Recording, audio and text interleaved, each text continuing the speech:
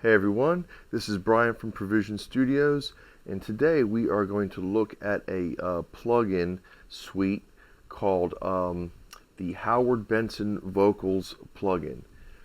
This is a plugin that is provided by JST, Joey Sturgis Tones. It is an all-encompassing vocal processor that has not just a compressor and an EQ like you would expect from a traditional channel strip, but it also has effects built into it like a chorusing multiplier, a digital delay, and even a reverb. So, and also stereo width. So with that being said, let's take a look at the plugin real quick. Okay, so here is the Howard Benson Vocal plugin. You can see it's got several different modules here.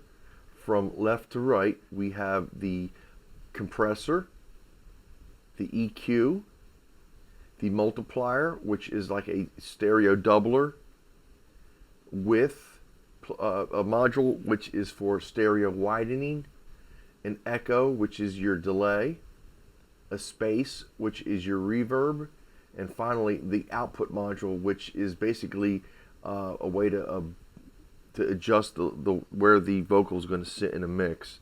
It also has a limiter on it, so you can say it's basically your final limiter for your vocal processing. The cool part about this plugin is it can be used on individual tracks, just for the compressor and the EQ modules, and then you can take the same plugin and put it on, like, let's say a reverb bus, and just use the space module, maybe with some EQ, so you can contour the quality of the reverb effect. So it can be used in many different ways instead of the traditional just drop it on a track and process it. All right. So what we're going to look at today is we're going to look at demoing it on a song I wrote called Low. It is still in the early stages of development, in that I'm still waiting for guitars to be sent in from friends of mine. But anyway, let's dive in real quick. I'm going to isolate the vocal.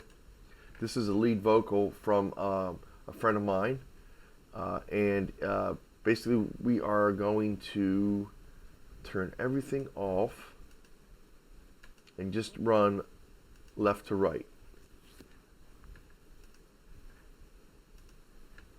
Alright, so first off, with the compressor, you'll notice when you hover over the input knob, it says shift plus double click to calibrate input. What that does is that takes whatever track you have it put on and calibrates the incoming level so that you're optimizing the plugin for its sweet spot, its digital sweet spot, where it works best. So let's do that right now. I'm going to hold shift and double click the input knob. And now I'm going to hit play on my DAW. I'm spiraling down. All right, so the process is complete. So now what we have is our plugin has already been gain staged so that the plugin is going to work at its optimal level. All right, next we have a tube warmth button, which adds some nice artifacts that would emulate running it through a tube preamp. We also have an auto makeup button, a comp button, and a grit button. All right, so the gain reduction button, or the comp button, sets the level to which compression starts, and then the LEDs here will show you how much gain reduction you're getting. So let's take a look at that. I'm spiraling down. I'm out of control.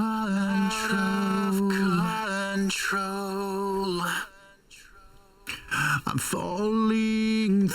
All right, the auto makeup gain button does exactly that. It sets the makeup gain automatically for you, or you can also dial in the amount of gain you want with the knob. I'm going to keep the auto makeup gain button engaged here. The grit button is really cool because it adds some real nice saturation. You can put this like on a bass track, and dial that grid up and get a real nice oversaturated, or even on a guitar, you can saturate. So this doesn't have to be just on vocals. So let's give a listen to that grit knob. I'm spiraling down.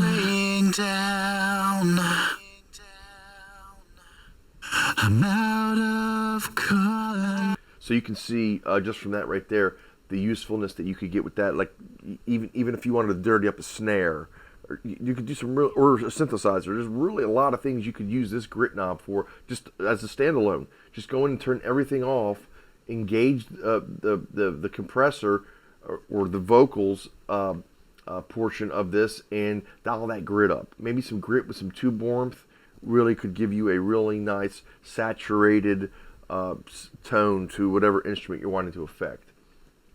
All right, next we're going to move over to the EQ module. What you got here is you've basically got three EQ sections: your high frequencies, your mid frequencies, and your low frequencies. Down below you have a pre-comp, a high pass filter, and a lo-fi button.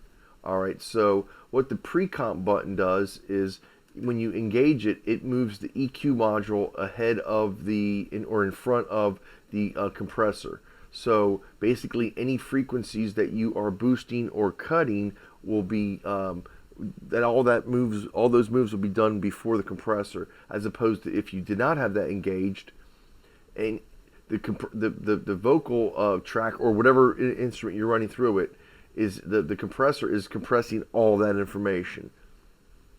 And then when you go into your EQ, let's say you want to cut some stuff, you may have compounded on an issue that you could have fixed before you hit the compressor. So that's why I like to use the pre-compressor button. And you'll see even here on the way I'm using the EQ, I'm cutting frequencies in both the 3.5 kilohertz and the 300 kilohertz range, or the 300 hertz range.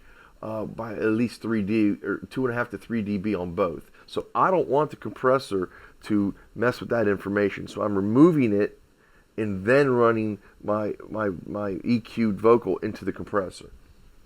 Let's give a listen to the track with the EQ right now, with the pre-compressor and the high pass filter engaged. I'm spiraling down. Without. I'm spiraling down. And one more time with it EQ in. I'm spiraling down. And now we'll do one pass with the lo-fi. This adds a really cool notch filter that gives you like a telephone effect. This can be really useful. It's very well done. I'm not sure what frequency range they're notching, but it sounds really good. And I use it later in the song, so we'll see it in the mix here shortly. But here's the lo-fi feature on the EQ module. I'm spiraling down. I'm spiraling. So anyway, we'll review that here later in the song. Multiplier, what it does is it basically it takes the information on the track and it adds offset information to make it sound like there's multiple vocals going on. So let's give that a listen real quick. Again, that was not used on this track, but we'll show it anyway. I'm spiraling down. Without. I'm spiraling down. And one more time with. I'm spiraling down. All right. I did not use it in the verse. I did use it on every other vocal. So we'll hear the multiplier and hear in a little bit on the other vocal tracks. Next is with. This is your stereo widener, and at the very bottom of the effect, you'll see an on-off mono low end button. The cool part about this button is it takes your low frequency information and it keeps it mono or down the middle, and it only widens the high frequency information. So that's really cool because it can keep your vocal focused in the middle where it needs to be, but it also can give you an element of stereo widening while still keeping its presence in the middle. Very smart. I like the way it's added on this plugin. So Let's give that a listen real quick. And I'm going to mess with my the range and the width here so you can hear sort of how we're using it in this song. I'm spiraling down,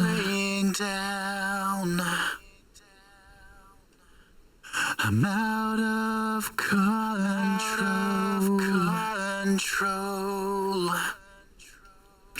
I'm falling through,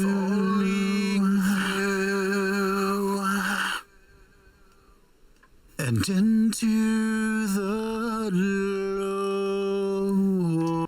So there you go. I went through both the range, the width, and even the low end, turn it on off so you could hear how it was affecting what we were doing there. Let's reset this to where I had it for the song, about right there, and I had that up.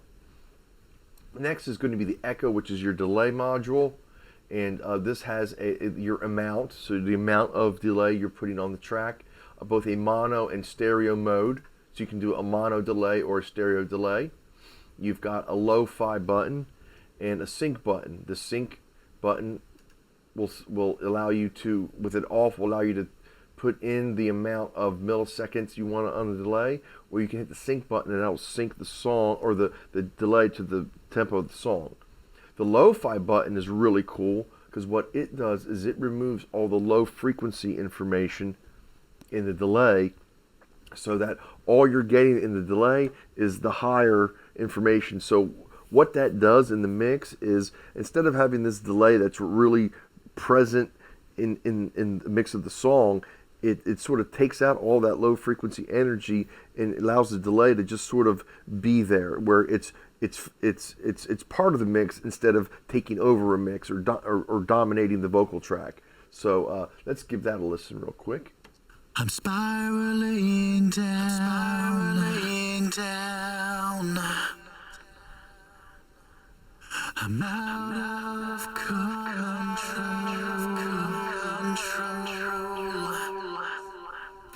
I'm falling through,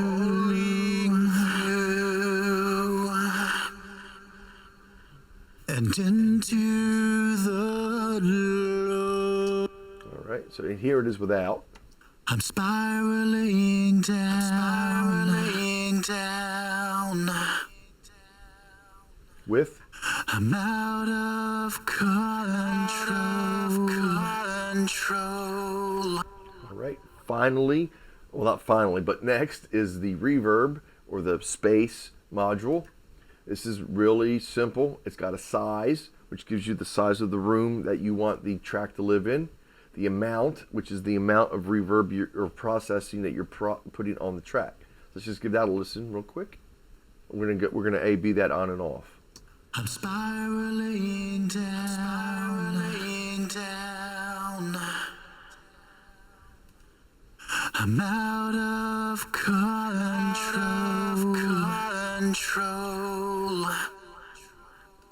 I'm falling through. Very nice reverb. You could use this plugin just for the reverb alone. You could really just put it right on a reverb bus, send tracks to it, and that is a very usable reverb. Finally is the output section, which allows you to have like sort of your final makeup gain, which allows you to set where the vocal is going to sit in the mix.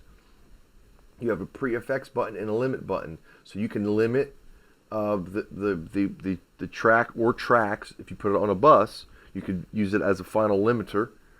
And the pre-effects button takes this module and moves it before all four of the effects. So it'll set it right here, right after the compression and EQ modules. What that does is that allows the vocal effects that have been put on the track to not be processed by this final limiter section. So basically they are going without any limiting or anything or makeup gain that you're putting on the track. It allows them sort of sound like they set apart. So it'll keep them from being squashed in or mixed in with the processing of it, and makes them sound like they stand alone, which is really kind of what you would want anyway. I normally don't put time-based effects directly on tracks, I normally bust them out. Delays and reverbs, or anything like that, I normally send off choruses, not reverbs, but flangers. I normally put them on their own tracks or own buses, and then send audio tracks to them. All right, so this allows you to sort of achieve that type of processing with it still being on the actual audio track. So let's give this a listen to with the full mix. I'm spiraling down.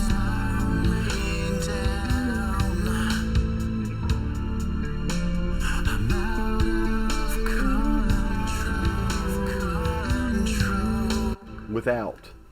I'm spiraling down.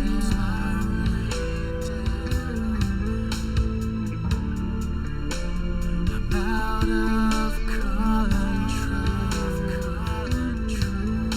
With. I'm falling through.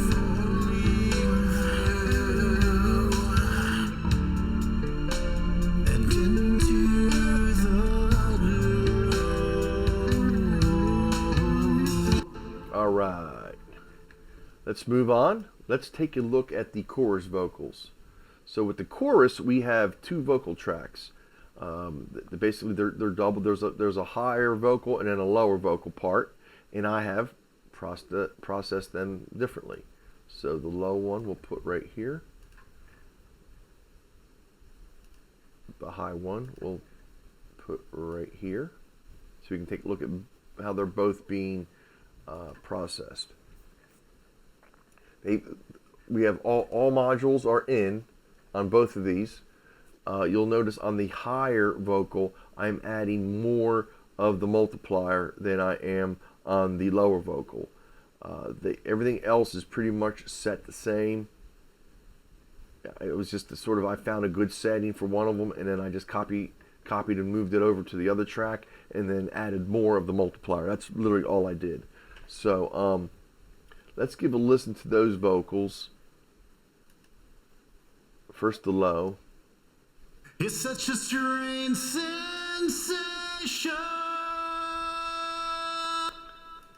The other vocal. It's such a strange sensation. Both together. It's such a strange sensation. Without. It's such a strange sensation. Night and day. This really is an awesome effect, a plugin. When you use all the modules together, it really takes a vocal to the next level. So these settings are basically, I processed one of the tracks, got the sound I liked, doubled it, and then just sort of changed it to make them have a similar but just a slight different effect. Here is the chorus vocals in the mix. It's such a strange sensation.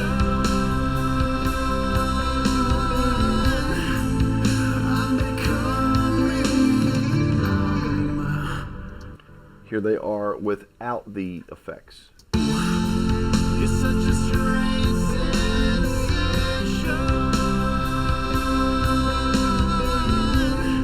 I can't even listen to it like that anymore. Howard Benson, you're a genius.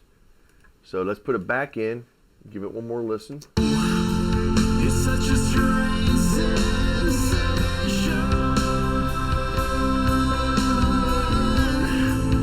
I'm becoming numb. All right, so let's take a look at what we're doing with the multiplier on this and see why I changed them up. All right, so let's do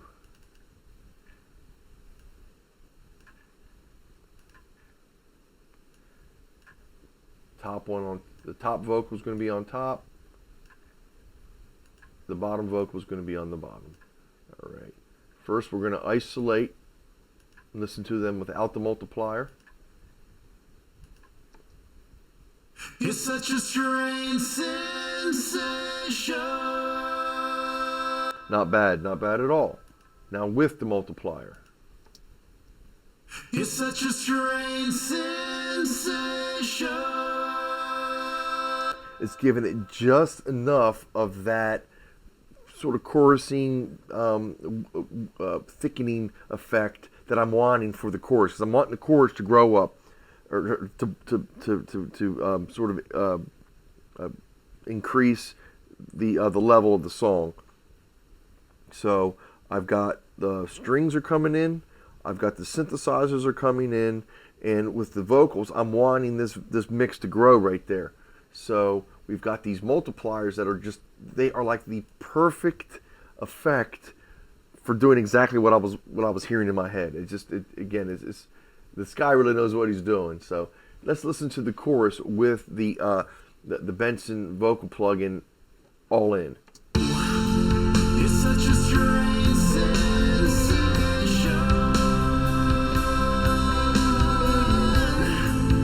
I'm becoming numb. It's such a wrong when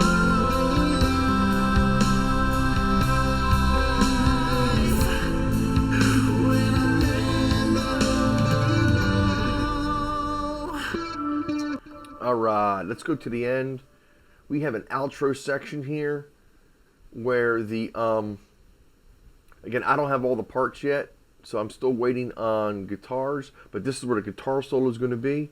And we have three vocal parts. The two vocal parts that are the main vocal parts on the outro have two separate elements that they're doing.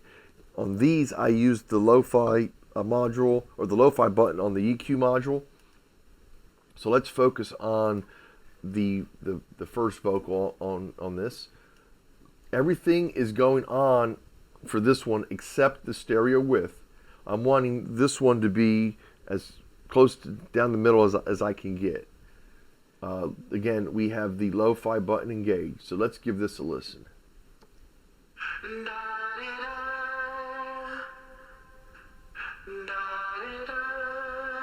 Without the lo-fi.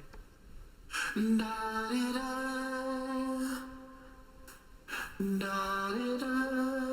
one more time with.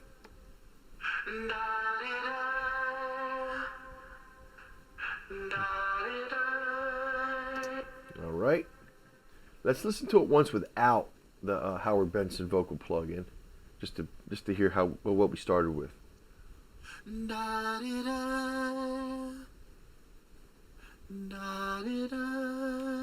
again with.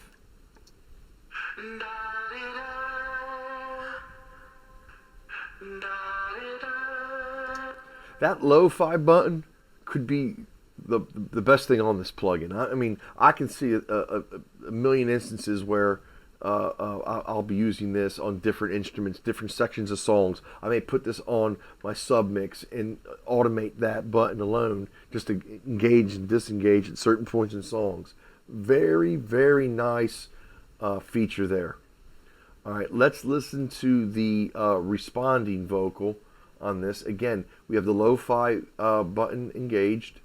The multiplier is on for this, and so is the stereo width at full on. So basically we've got the first vocal is sort of in the middle, then I've got full stereo width on the response vocal. So let's give a listen to that.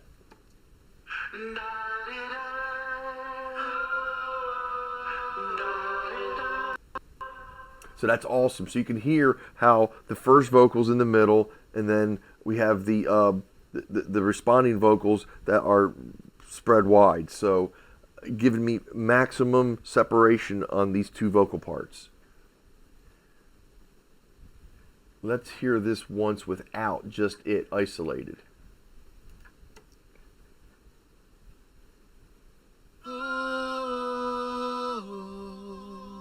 So that's what we started with. Let's hear it one more time with Howard Benson, with the lo-fi and the stereo width at max.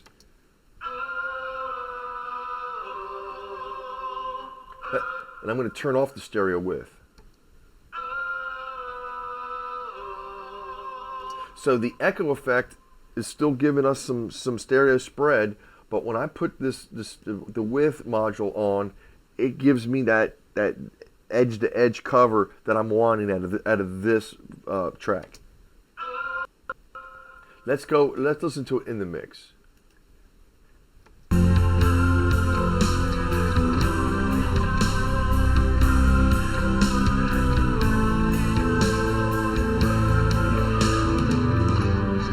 Awesome.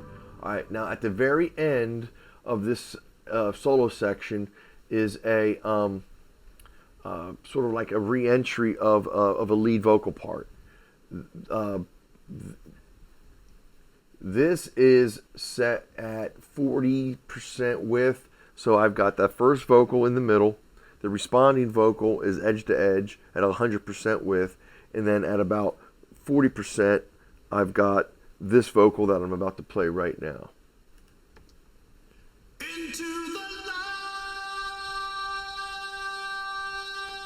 Without Howard Benson vocal.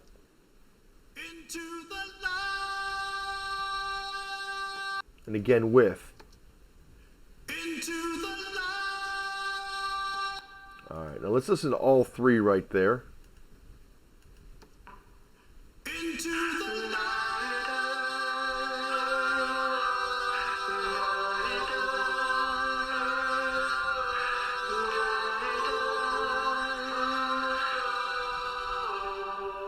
In the mix.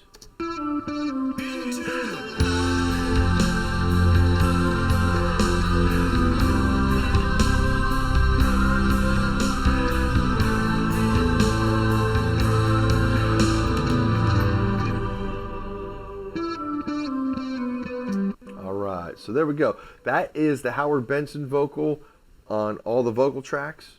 Now what I would do is I would go, because no mix is complete without running it through my Soundcraft console. Let's go and route this mix through the console and see how if there's any extra polishing we need to put on it now. So what I'm going to do is I'm going to do, the drum's going to go through 1, 2, the bass is going to go through 3, 4, or the bass track with processing. We're going to do orchestra on 5, 6. That's going to have violins, violas, cellos, and bass. 7 and 8. And actually, it'll also have French horns and trumpets. 7 and 8 will be synths for our low synth pads and any high sparkly effects that I have in their synth elements. 9 and 10 is going to be the vocal, and 11, 12 is going to be the other processing, effects processing that I had on other instruments in the mix. So let's get that done. So first, let's do work. We'll work left from left to right. All our vocal our effects processing will go to analog 11, 12, like we said. The drums will go to 1, 2. Bass is going to go 3, 4. Our orchestral elements will go to 5, 6. Our synth elements will go to 7, 8. The vocal will go to 9, 10. And that's it. We're good to go. All right. So I have an aux bus here that is already set up to receive the mix from the console back into the DAW. That its input is analog 2324 on the Soundcraft Signature 22 multi-track console. I've renamed mine Print because that makes it easy for me to know what's on that track. That's my print return back into the console. All right, so let's just give this a listen real quick from the top.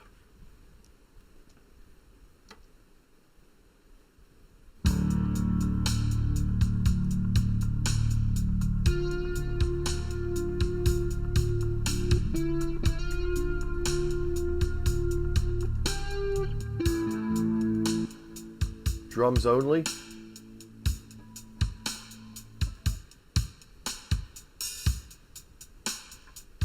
Bone dry.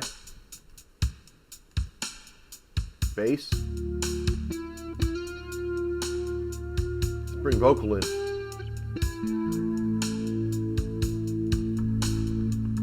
Synth. Here come the vocals.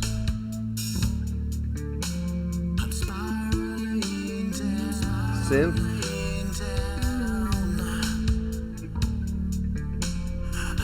Strings.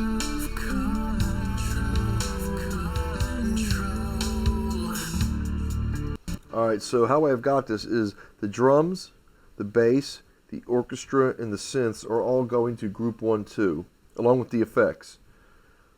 Tracks 9, 10 are going to groups 3, 4. So after running it into the console, I still have control over where my vocals are going to sit in the mix ultimately. I can dot move, depending on how the tracks are reacting to going through the analog circuitry of the Soundcraft console, I can still manipulate the vocal without messing with the music bed of the mix. So if I think the vocals running them through the console makes them a little too high or bright, I can turn them down and still keep the integrity of my mix musically where it is. Let's show that. So we'll go right from the verse.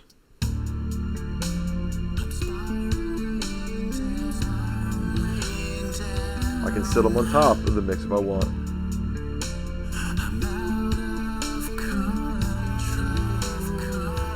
Or I can pull them back.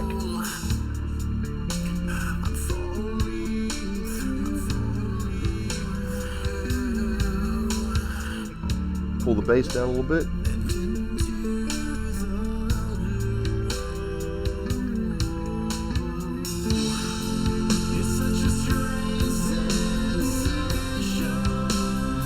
I can add more effect.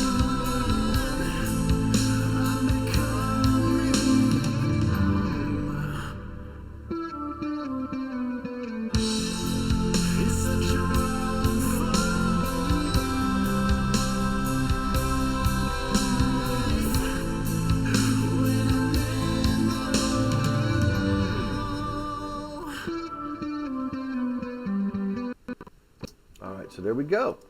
Alright, so that is the Howard Benson vocal plugin, running it in the box and then through a console on vocals. Again, this can be used on multiple instruments, multiple ways. You can be used as just an effects plugin or an effects module for delay, stereo width, chorusing, or a vocal multiplier.